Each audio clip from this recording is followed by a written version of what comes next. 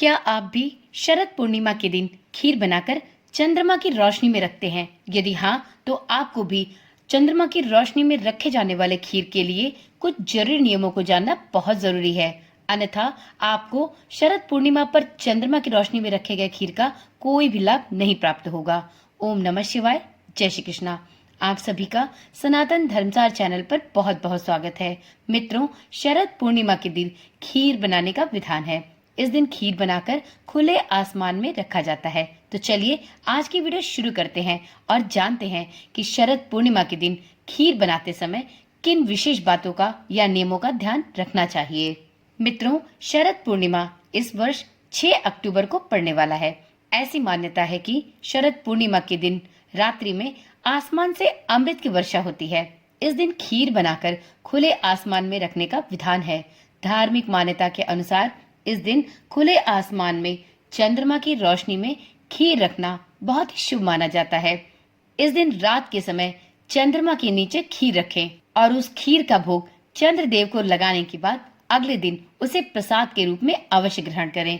जी हाँ मित्रों, पूर्णिमा की रात चंद्रमा की दूधिया रोशनी धरती को नहलाती है। शरद पूर्णिमा के दिन खीर बनाते समय कुछ विशेष बातों का ध्यान अवश्य रखना चाहिए। शरद पूर्णिमा के दिन खीर बनाते समय गाय के दूध का ही प्रयोग करना चाहिए। भैंस या पैकेट के दूध का प्रयोग नहीं करना चाहिए। इस खीर में गंगा जल या साफ जल का ही प्रयोग करना चाहिए।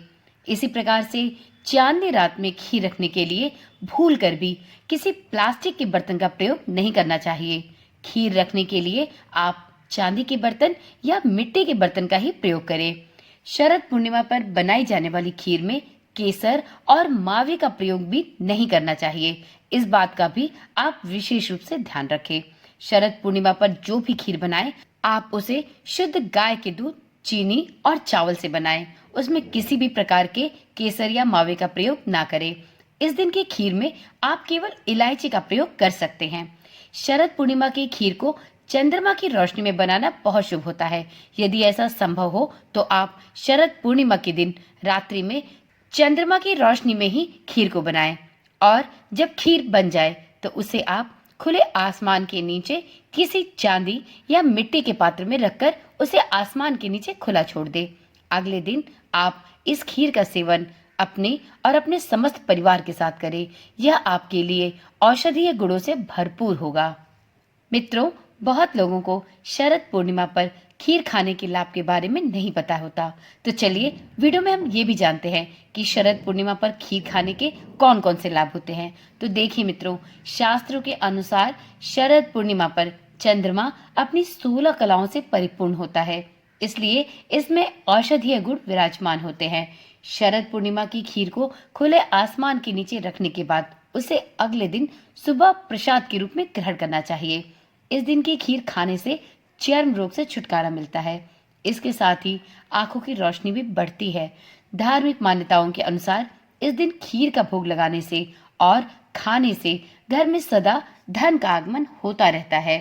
शरद पूर्णिमा की खीर विशेष रूप से महत्वपूर्ण होती है। ज्योतिष शास्त्र के अनुसार चंद्र ग्रह, मन और औषधि के देवता माने जाते हैं और शरद पूर्णिमा पर यह अपनी 16 कलाओं से परिपूर्ण होते हैं।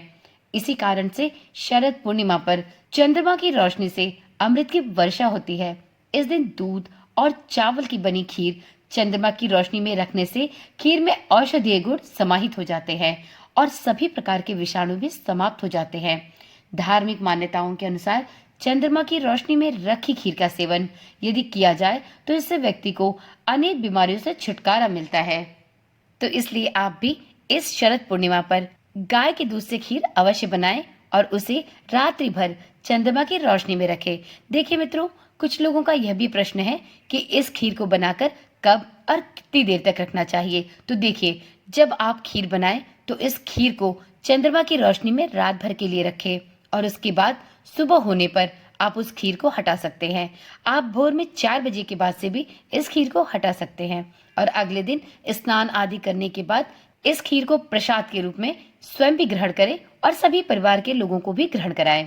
तो चलिए मित्रों, आज की वीडियो यहीं पर समाप्त करते हैं। मिलते हैं अगली वीडियो के साथ। तब तक के लिए ओम नमः शिवाय। जय श्री कृष्णा। राधे राधे।